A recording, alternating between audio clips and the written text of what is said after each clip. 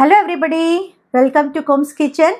मुझे बहुत सारे कमेंट आ रहे हैं कि लहसुन बाजरे की रेसिपी पूरी बताओ, क्योंकि मैं हमेशा दिखाती हूँ कि मैं आज लहसुन बाजरे बना रही हूँ। तो बहुत सारे लोगों को ये चीज़ नहीं आती बनाना, तो मैंने सोचा कि आज आप लोग के साथ पूरी रेसिपी शेयर कर दूँ। तो चलिए स्टार्ट करते हैं। तो ठंडी का मौसम है, लहसुन बाजरी ज़रूर खाना चाहिए और बहुत लोग को पता ही नहीं कि लहसुन बाजरी होता क्या है। और कुछ लोग जो है इसको अपने नाश्ते में खाते हैं, कुछ लोग दोपहर के टाइम में खाते हैं, कुछ लोग रात के टाइम में खाते हैं। तो ये है हरा लहसुन। ये ताज़ा लहसुन जो आता है, एक होता है लहसुन गाठी होती है जो मैं दिखाती हूँ आपको, जो हम लोग अपने डेली रूटीन में सालों साल यूज़ करते हैं। तो यहाँ पे वो लहसुन है और ये लहसुन जो है सिर्फ ठंडी के सीज़न में उगता है। इस तरह से पूरा हरी पत्ती होती है और सिंगल एक लहसुन की कली होती है और उसके नीचे उसकी जड़ होती है। तो ये जड़ भी इस्तेमाल होती है, ये लहसुन भी इस्तेमाल होता है और ये पत्ती भी इस्तेमाल होती है।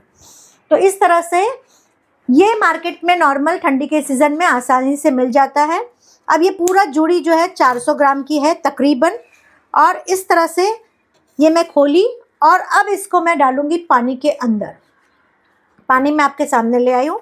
पानी के अंदर डाल के इसको 15 से 20 मिनट छोड़ देना है, क्योंकि इसके अंदर दिखती नहीं है लेकिन मिट्टी बहुत ज़्यादा मिट्टी होती है, सफ़ेद सफ़ेद रेत होती है और बहुत ज़्यादा मिट्टी होती है। तो कम से कम 10 से 15 पानी से मैं इसको धोती हूँ।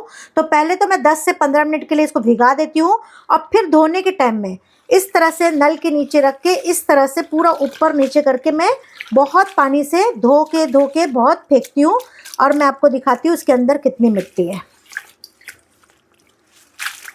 तो चलिए बेसिन के पास चलते हैं और देखते हैं कि इसमें मिट्टी कितनी है। तो इस तरह से डुबा के अच्छे से धो लेंगे और फिर इसको हल्के से उठाएंगे और साइड पे रखूँगी और आपको मिट्टी दिखाती हूँ पानी फेंक के। देखिए कितनी काली काली मिट्टी नज़र आ रही है।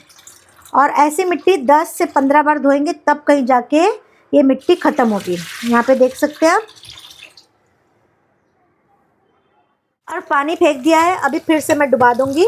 इस तरह से 10 से 15 बार मैं धोऊंगी और फिर पूरा क्लीन हो जाएगा।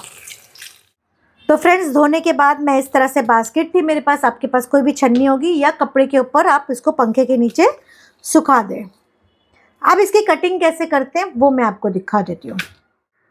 अब काटने का तरीका क्या है, ये हम लहसुन पूरा लेंगे इस तरह से, जितना आप पकड़ सकते हो, थोड़ा थोड़ा लेना, ज़्यादा लेंगे आपके हाथ दुखेंगे। ये एक तरीका है काटने का। इस तरह से मैं ले ली। अब इसको बहुत बारीक बारीक सा काटेंगे।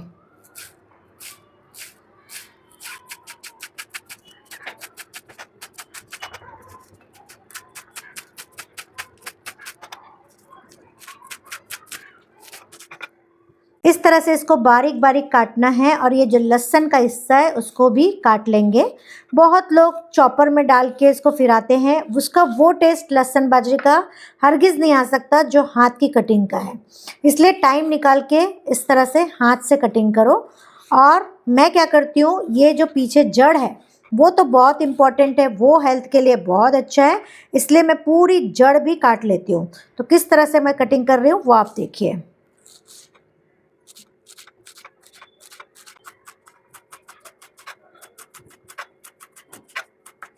अगर जड़ नरम है तो आप जड़ काटोगे, और अगर आपको लगता है कि 1 दिन के बाद या 2 दिन के बाद आप लाने के बाद कटिंग कर रहे हो तो जड़ कड़क हो जाती है, फिर वो जड़ आप मत डालना, क्योंकि वो जड़ कड़क हो जाएगी तो मुंह में लगेगी प्लस आपके दांत में फंस जाएगी।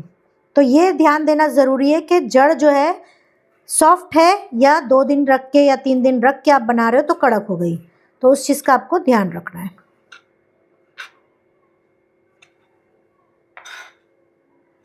तो इसी तरह से हम सब लहसुन काट लेते हैं। हमारा लहसुन जो है कट के तैयार हो गया है। देखिए एकदम ड्राई रहना चाहिए।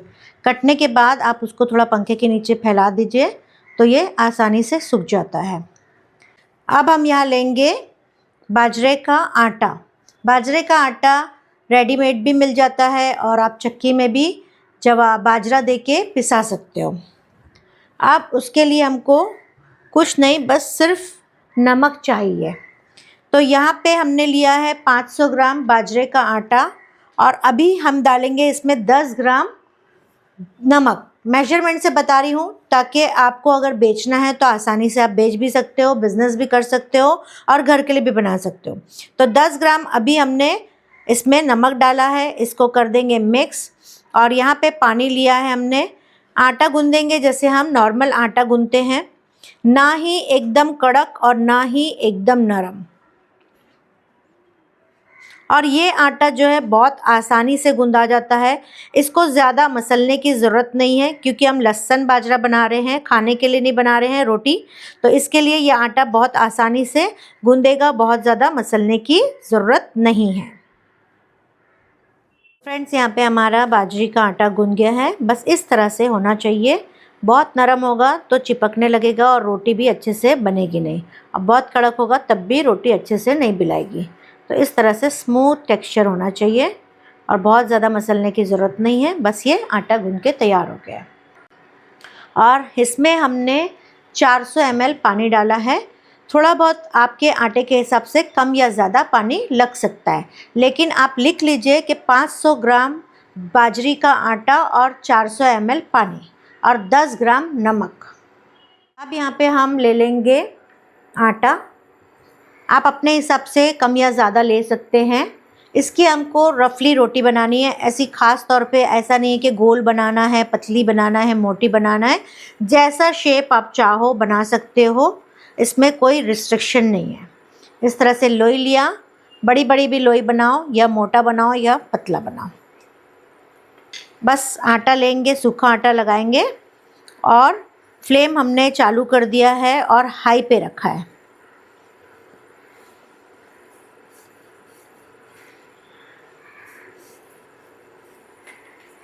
आप देख सकते हैं मैंने रफली रोटी बनाया है और इसकी मोटाई अच्छी खासी है। नॉर्मल रोटी की तरह नहीं है। आप नॉर्मल रोटी की तरह भी बना सकते हो और इस तरह से भी बना सकते हो और इससे भी मोटी बना सकते हो अगर आपको सेकने अच्छे से आता है। एक तरफ से सिका जाएगी, फिर आप पलटी करना। सिकाएगी नहीं और पलटी करोगे तो रोटी टूटने के चांसेस है।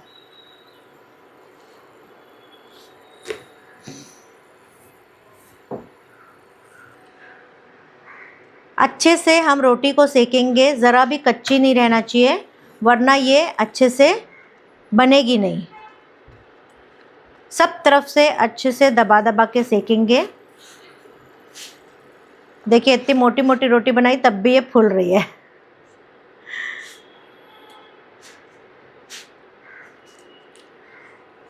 तो इस तरफ से सब तरफ से अच्छे से सेकना है हमको।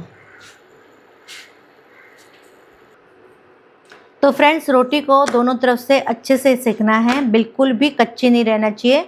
और अंदर से कच्ची रह जाएगी तो ये लहसुन बाजरा जो है अच्छा नहीं बनेगा और कोई टेस्ट नहीं आएगा और खाने में भी मज़ा नहीं रहेगा। तो ये रोटी देखिए कितने अच्छे से सेका गई है। अब इसको हम उतार लेते हैं। उतारने के बाद ये रोटी को हमको तोड़ लेना है इस तरह से और टुकड़े कर लेना है। तो देखिए अंदर से भी अच्छी सेका गई है, बिल्कुल भी गीलापन नहीं है। इस तरह से हम इसको तोड़ लेंगे।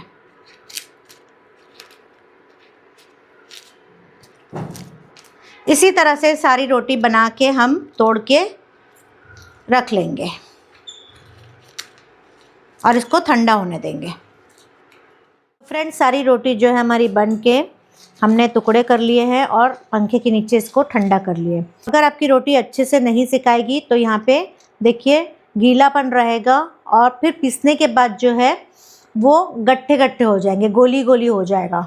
इसीलिए ये सब चीज़ में ध्यान देना बहुत ज़रूरी है। अब ये सारी रोटी को हम ग्राइंडर में ग्राइंड कर लेंगे।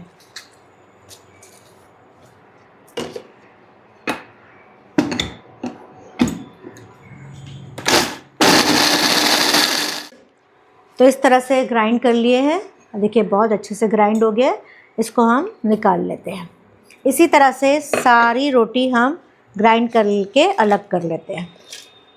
देख सकते हैं यहाँ पे हमारी बाजरी पिस के रेडी हो गई है। इस तरह से पिसना है। अब यहाँ पे है लहसुन जो हमारा काट के हम रखे थे और ये है घी। तो एक बर्तन हमने गरम कर लिया है, उसमें डाल देंगे घी अच्छे से। अब ये जो घी है वो 100 ग्राम्स हमने डाला है। घी को अच्छी तरह से गर्म होने देंगे। आपको मैंने सारे मेजरमेंट प्रॉपरली बता दिए हैं, बस नमक चखने के बाद नमक का मेजरमेंट आपको एग्जैक्ट बता देती हूँ। तो फ्रेंड्स, घी में से अच्छा धुआं निकल रहा है और घी अच्छे से गर्म हो गया है। एक चीज़ का आपको ध्यान रखना है कि बर्तन जो है चौड़ा लेना, उससे आसानी होगी आपको लहसुन को फ्राई करने में। अगर आप चौड़ा नहीं लेंगे तो ऊपर तक जो है लहसुन आएगा और अच्छे से फ्राई नहीं होगा। तो अच्छे से जब घी गर्म हो जाएगा तो यहाँ पे हमने लिया था एक बंडल लहसुन और वो हम डाल दे रहे हैं। इस तरह से देखिए, चौड़ा बर्तन लेने से ये पूरा फैल गया और अच्छे से फ्राई हो गया। अब इसको कंटिन्यू फ्राई नहीं करना है, बस डालना है और 10 से 12 सेकेंड इसको हिलाना है, तलना नहीं है इसको, बस इस तरह से सौटे करना है। ठीक है, सौटे हो गया, इसको इस तरह से फैला लिए और ये वाला जो बाजरी हमने पीसा था वो हम इसमें मिक्स कर देंगे, डाल देंगे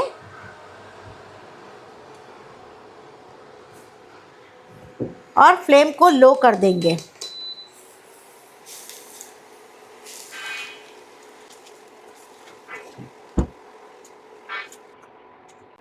तो सारा बाजरा हमने इसमें ऐड कर दिया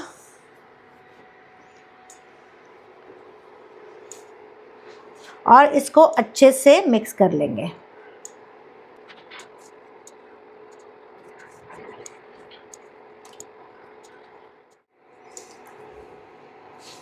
तो फ्रेंड्स, यहाँ पे हमारा लहसुन बाजरा बनके रेडी हो गया है। हमने 100 ग्राम्स घी डाला था और ये कम लग रहा है, तो 25 ग्राम घी हम इसमें और ऐड कर देंगे, क्योंकि अगर हम घी नहीं डालेंगे बराबर से तो ये ड्राई लगेगा खाने में। तो 25 ग्राम, और घी तो बहुत फ़ायदेमंद है, हर लोग के लिए घी जो है बहुत फ़ायदेमंद है। लोग सोचते हैं इससे मोटे हो जाते हैं, घी बल्कि बहुत ज़्यादा सेहत के लिए अच्छा होता है। और ठंडी का सीज़न है तो ऐसी चीज़ें खाओ तो सेहत बनती है, तो गर्मी में आप एक्टिव रहते हो। तो इस तरह से हमने बना के तैयार कर दिया। तो अब पूरे इंग्रेडिएंट्स आपको लिखना है तो आप लिख लो। 500 ग्राम्स हमने डाला है बाजरी का आटा, उसमें डाला है 10 ग्राम नमक। अब नमक भी थोड़ा सा मैं टेस्ट करके फाइनल कर लेती हूँ।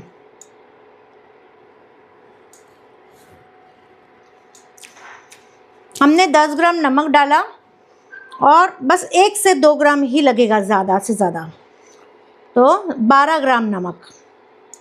ठीक है, ये आपका सही प्रपोर्शन है। 12 ग्राम नमक जाएगा। 500 ग्राम बाजरी का आटा, आप आटा गूंदने के टाइम में ही 12 ग्राम आटा जो है नमक डाल सकते हैं।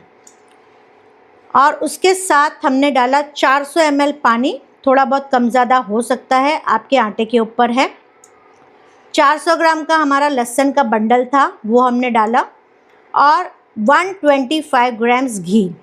बस ये सारी चीज़ें डाल के हमने इसको तैयार किया है। अब आप अपने शहर में देखिए कि लहसुन क्या प्राइस क्या है, उसके हिसाब से आप अपने कस्टमर को ये बेच भी सकते हो, घर के लिए भी बना सकते हो और फैमिली और फ्रेंड्स में आप बांट भी सकते हो।